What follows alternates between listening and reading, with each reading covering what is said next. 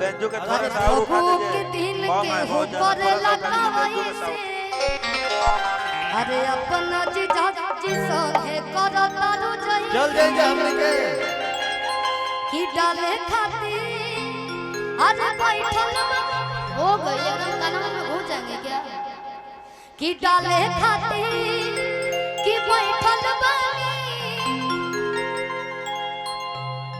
अरे काहे डालवावे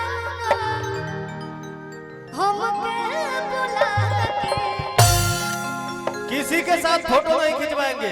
खींची जा एक बात बस शिल्पी को किसी के साथ फोटो नहीं खिंचवाएंगे।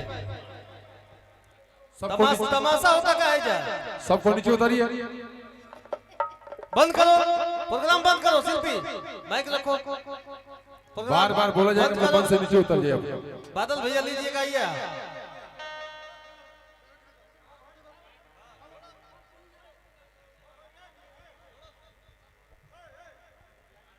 आराम से शांति से आप लोग बैठिए। कलाकार आया है बाहर से, एंजॉय लीजिए, गाना सुनिए।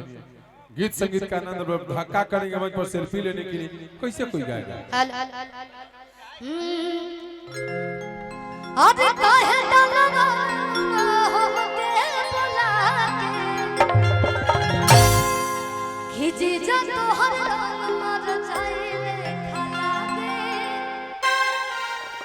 अरे लागो तले आइल बाड़ो केमिकल मिला के। और बता दी ये मंच आप लोग का है, चाहे पूरा गांव के लोग होके या घराती होके या बराती होके, मंच आप सबके है, इज्जत आप सबके बाटे। तो आराम से वही गा हो कि फगु के दिन के ऊपर लगा वही से हो गई नहीं गई बोल कि फगु के दिन के ऊपर लगा वही से